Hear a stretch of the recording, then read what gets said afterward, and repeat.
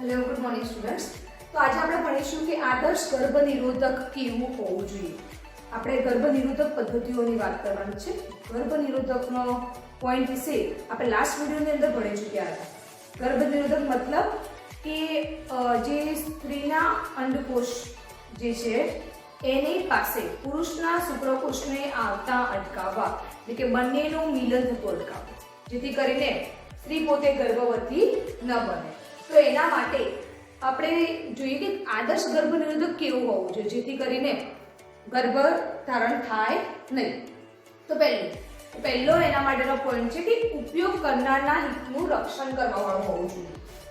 પહેલું લખીએ આપણે કે આદર્શ ગર્ભનિરોધક, જે ગર્ભનિરોધકનો ઉપયોગ ની વાત આપણે કરી રહ્યા છીએ, ગર્ભનિરોધક કેવું હોવું જોઈએ. પહેલો આપણો પોઈન્ટ છે કે આદર્શ ગર્ભનિરોધક કેવું હોવું જોઈએ. તો એના માટે કહીએ આપણે કે ઉપયોગ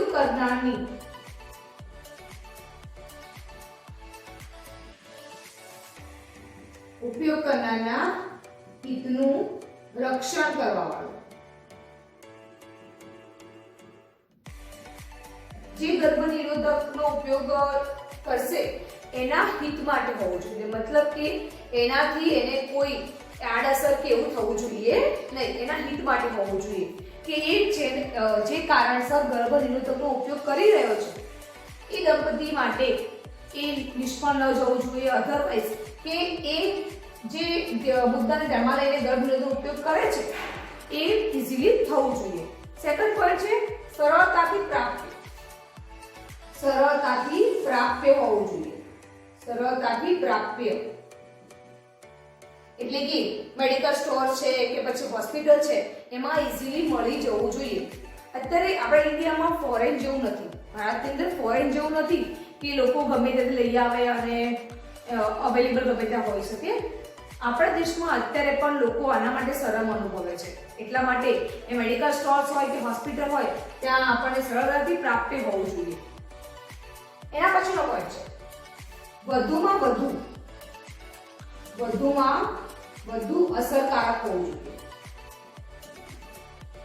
વધુમાં વધુ એ પોતે અસરકારક હોવું જોઈએ કે લોકો જે કારણથી એ ગર્ભનિરોધકનો ઉપયોગ કરે છે એ વધુમાં વધુ કાર્યક્ષમ હોવું જોઈએ. એટલે કે 100% એમાં પોતે અસરકારક હોવું જોઈએ અને આડઅસરો નહીવત હોવી જોઈએ. આડઅસરો નહીવત, એની કોઈ આડઅસર ન હોવી જોઈએ અથવા ઓછામાં ઓછી આડઅસર હોવી જોઈએ. બરાબર? અસરકારક હોવું જોઈએ. વધુમાં વધુ મતલબ કે એ નિષ્ફળ ન જવું જોઈએ. માનો કે કોઈ દંપતી આ નિરોધકોનો ઉપયોગ કરે છે ગર્ભધારણ ન થાય એના માટે, બરાબર છે, તો એનાથી એને અસરકારક હોવું જોઈએ. એટલે કે એ ગર્ભ નિરોધક નિષ્ફળ ન જવું જોઈએ. જે કારણથી એ લોકો ઉપયોગમાં લઈ રહ્યા છે એ કારણ માટે એ પોતે અસરકારક હોવું જોઈએ. એના પછી કે જે ઉપયોગ કરે છે, ઉપયોગ કરનાર જે પણ આ ગર્ભનિરોધકનો ઉપયોગ કરે છે એને કુદરતી અહેસાસ થવો જોઈએ. એટલે કે એની જે કામેચ્છા છે, કામેચ્છા અથવા એની ઉત્તેજના કે પછી સંવનન, આ બધાનો મતલબ એક જ છે થોડો ઘણો. સંવનનમાં અવરોધરૂપ ન હોવું જોઈએ. આ બધી ક્રિયામાં અવરોધરૂપ ન હોવું જોઈએ. બરાબર છે? એટલે કે કામ જે ઉપયોગ કરી રહ્યા છે જે દંપતી એને એ કુદરતી લાગવું જોઈએ, એને આર્ટિફિશિયલ લાગવું જોઈએ નહીં. જેથી કરીને એ અવરોધ એની અંદર નહીં મળે તો એનો મતલબ કે એને કુદરતી હોવાનો અહેસાસ થશે. તો આ બધા કારણો છે, મતલબ કે આ બધા પોઈન્ટ છે કે આદર્શ નિરોધક કેવું હોવું જોઈએ. હવે આપણે ભણીશું ગર્ભનિરોધક પદ્ધતિઓ. મુખ્યત્વે બે પદ્ધતિઓ છે ગર્ભનિરોધકની, એક છે કુદરતી અને બીજી છે કૃત્રિમ. આપણે બંને આજે ભણીશું ગર્ભનિરોધક પદ્ધતિઓ.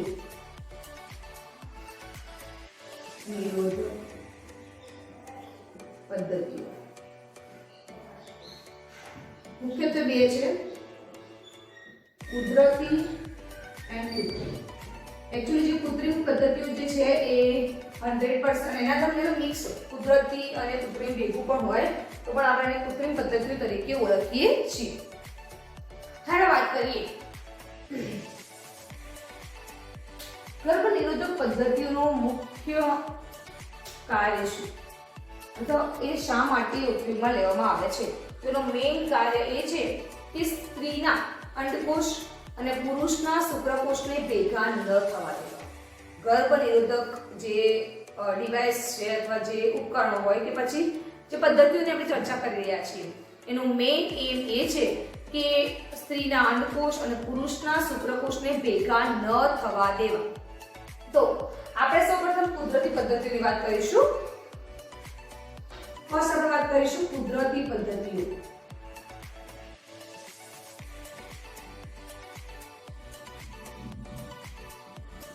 ગર્ભ નિરોધકની કુદરતી પદ્ધતિઓ સમજાવો. જો આવો ક્વેશ્ચન પૂછાય તો આપણે અહીંયા જે પોઈન્ટની ચર્ચા કરીશું એ લખવાનો, કારણ કે 2 માર્ક્સના ક્વેશ્ચન કે 3 માર્ક્સના ક્વેશ્ચન આ ચેપ્ટરમાંથી પૂછાઈ શકે છે, તો આપણે એ પ્રમાણે એને લખીશું. તો કુદરતી પદ્ધતિઓની આપણે ચર્ચા કરવાની છે. તો કુદરતી પદ્ધતિઓમાં મુખ્યત્વે 3 પદ્ધતિઓ છે અને કુદરતી પદ્ધતિઓ આપણે એને કહીશું કે જેમાં કોઈ પ્રકારના ઉપકરણ કે કોઈ પ્રકારના ડિવાઇસીસની મતલબ કે ઉપયોગમાં ન લેવાય, કોઈ પ્રકારનો ઉપકરણ ઉપયોગમાં ન લેવાય એવી પદ્ધતિઓને આપણે કુદરતી પદ્ધતિઓ કહીશું. અને આ કુદરતી પદ્ધતિઓની આડઅસર શૂન્ય, એની કોઈ જ આડઅસર હોતી નથી. તો વાત કરીએ કુદરતી પદ્ધતિ મુખ્યત્વે 3 પ્રકારની છે. પહેલું સામયિક સંયમ, બીજું છે બાહ્ય સ્ખલન. બરાબર છે. પહેલો કોણ છે સામયિક સંયમ અને બીજો કોણ છે બાહ્ય સ્ખલન, અથવા આને એવું પણ કહેવાય કે સંવનન અંતરાલ. આને બીજા નામથી ઓળખીશું આપણે સંવનન અંતરાલ.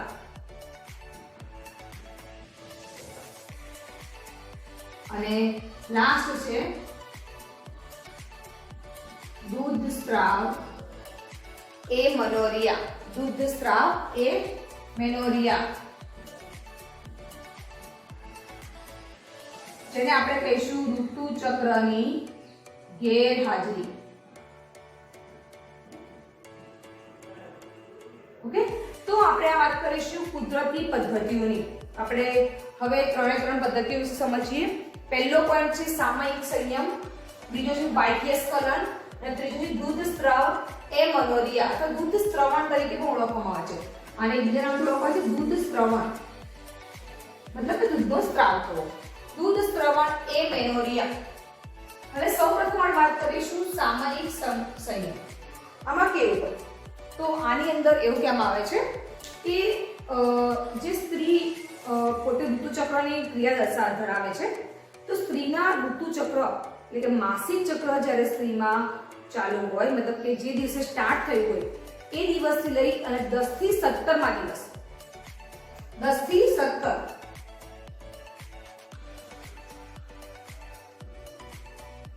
સુધી જાતીય સંયમ દાખવવો. એ દરમિયાન સંવનન કરવું નહીં. બરાબર છે. એને કહે સામયિક સંયમ. સંયમ જાળવવો, કારણ કે માસિક ઋતુચક્ર જે સ્ત્રીઓમાં જોવા મળે છે, જે આપણે 3જા નંબરના ચેપ્ટરની અંદર ઋતુચક્રની ક્રિયા ભણી ચૂક્યા છીએ, કે આપણે એવું ભણ્યા હતા કે 14મા દિવસે અંડપાત થાય છે, એટલે કે અંડપિંડમાંથી અંડકોષ મુક્ત થાય છે. અને એ દિવસો દરમિયાન એટલે 10 થી 17 દિવસો દરમિયાન ફલનની શક્યતાઓ ખૂબ જ વધારે રહેતી હોય છે. આ સમયગાળાને ફલનનો સમય તરીકે પણ ઓળખવામાં આવે છે. તો એ દરમિયાન સંયમ રાખવો, એટલે કે પ્રજનન કરવું નહીં, સંવનન ન કરવું, જેથી કરીને કહેવાય કે ગર્ભ લેવાની શક્યતાઓ એકદમ નહીવત થઈ જાય છે. અધરવાઇઝ તમે આ સમયગાળા દરમિયાન કોઈ નિરોધનો ઉપયોગ કરી શકો છો, જેથી કરીને મતલબ કે જેથી કરીને ગર્ભ રહે નહીં. એના પછી બીજું બાહ્ય સ્ખલન અથવા સંવનન અંતરાલ. આનો મતલબ શું થાય કે આનો મતલબ એમ છે કે પુરુષ જે છે એ પોતાનું વીર્ય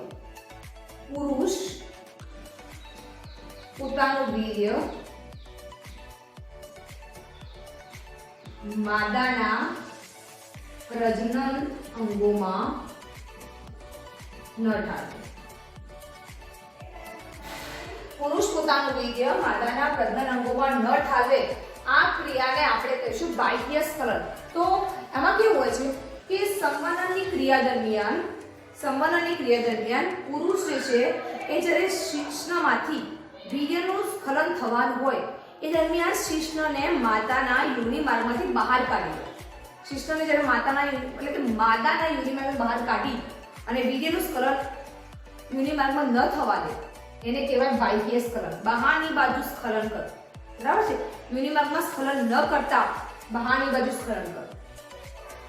એમાં ખૂબ જ સંયમ રાખવાની જરૂર એટલે કે ખૂબ જ સાવચેતી રાખવાની જરૂર હોય છે કે પુરુષે પોતાનું જે વીર્ય જે શિશ્નમાંથી સ્ત્રાવવા હોય છે તો એ દરમિયાન પ્રજનનની ક્રિયા દરમિયાન શિશ્નને જે સ્ત્રીના યોનિ માર્ગમાંથી બહાર કાઢી લેવો હોય છે જેથી કરીને વીર્યનું સ્ખલન સ્ત્રીના યોનિ માર્ગમાં ન થાય. આ 100% શ્યોર નથી હોતું કે ગર્ભ એટલે કે એવું કહી શકાય કે એમાં બહુ સાવચેતી રાખવાની જરૂર હોય છે. 100% અસરકારક છે નહીં તો પણ જે કૃત્રિમ પદ્ધતિઓ છે એના કરતાં સેફ છે અને એના કરતાં ઘણી અસરકારક છે. બરાબર છે. ઓકે. એના પછી દૂધ સ્રવણ એમનોરિયા એટલે કે ઋતુચક્રની ગેરહાજરી. તો સ્ત્રીમાં ઋતુચક્રની ગેરહાજરી ક્યારે? તો એક જ સમયે કે જ્યારે સ્ત્રી ગર્ભવતી બને છે અને પછી એના બાળકને જન્મ આપે છે. તો બાળકના જન્મ બાદ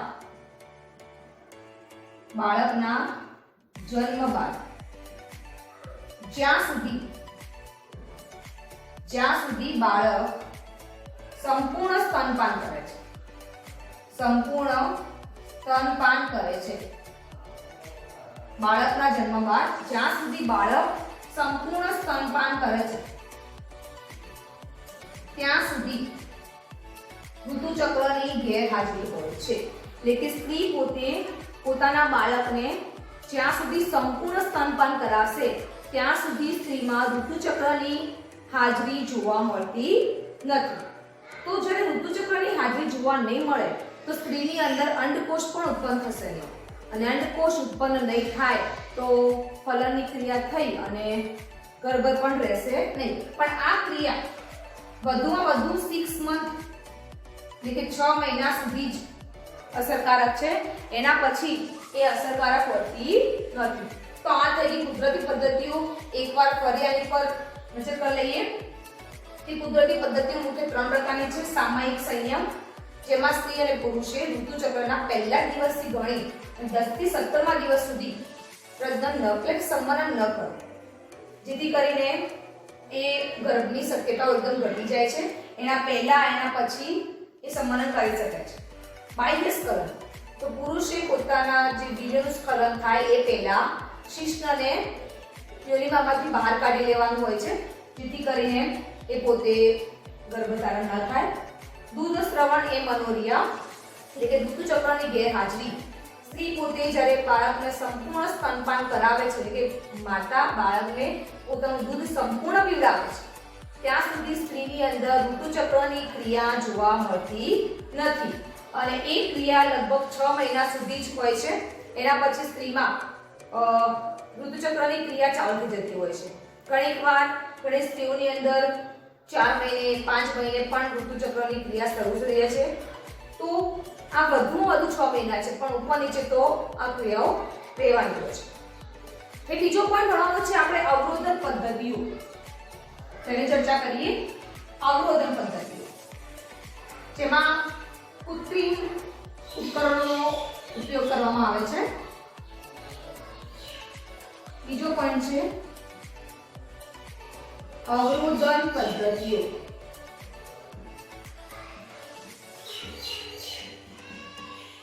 અવરોધન પદ્ધતિમાં 2 પ્રકારની પદ્ધતિઓ છે. એના પહેલા એક વસ્તુ કહેવાની રહી ગઈ કે જે કુદરતી પદ્ધતિઓ છે કુદરતી પદ્ધતિઓ આપણે હમણાં ભણ્યા એની આડઅસરો બિલકુલ નથી હોતી. કારણ કે કુદરતી છે એમાં કોઈ આપણે એક્સ્ટ્રા ડિવાઇસીસ અથવા એક્સ્ટ્રા ઉપકરણોનો ઉપયોગ નથી કર્યો, કોઈ એક્સ્ટ્રા ઘટકોનો ઉપયોગ નથી કર્યો જેથી કરીને કુદરતી પદ્ધતિઓની આડઅસર 0 હોય 0 હોય છે. બરાબર છે. હવે આપણે ભણીએ અવરોધન પદ્ધતિઓ બે પ્રકારની છે, ભૌતિક પદ્ધતિઓ અને રાસાયણિક પદ્ધતિઓ. પહેલા આપણે વાત કરીશું ભૌતિક પદ્ધતિઓની, જેના અંદર આપણે ચર્ચા કરીશું નિરોધની. નિરોધ જેને આપણે કોન્ડોમ્સ તરીકે ઓળખીએ છીએ, બરાબર છે. અને જે બીજી પદ્ધતિ છે ભૌતિક, એને કહીશું આંતરાયલ અથવા ગ્રીવા ટોપી. બરાબર છે, આપણે આની ચર્ચા કરીશું. અથવા એક વસ્તુ રહી ગયું, આને જે ગ્રીવા ટોપી છે ને બોલ્સ તરીકે પણ ઓળખવામાં આવે છે. આ નામ છે એના. તો ભૌતિક પદ્ધતિમાં મુખ્ય બે પદ્ધતિઓ છે, નિરોધ અને આંતરાયન, જેને આપણે ગ્રીવા ટોપી તરીકે પણ ઓળખીએ છીએ, જેને બોલ્સ તરીકે પણ ઓળખવામાં આવે છે. હવે ચર્ચા કરીએ નિરોધ. તો નિરોધ જેને આપણે કોન્ડોમ તરીકે ઓળખીએ છીએ, જે કોન્ડોમ શબ્દથી આપણને મગજમાં વસ્તુ ક્લિયર થઈ છે કે આપણે શેની વાત કરી રહ્યા છીએ. બરાબર છે. આ એક અવરોધક છે. આ નિરોધ એ પોતે એક અવરોધક છે, જે પાતળા રબરનો બનેલો હોય છે. જે પોતે પાતળા રબરનો બનેલો હોય છે, જે એમ કહેવાય કે એકદમ સ્મૂથ હોય છે અને એને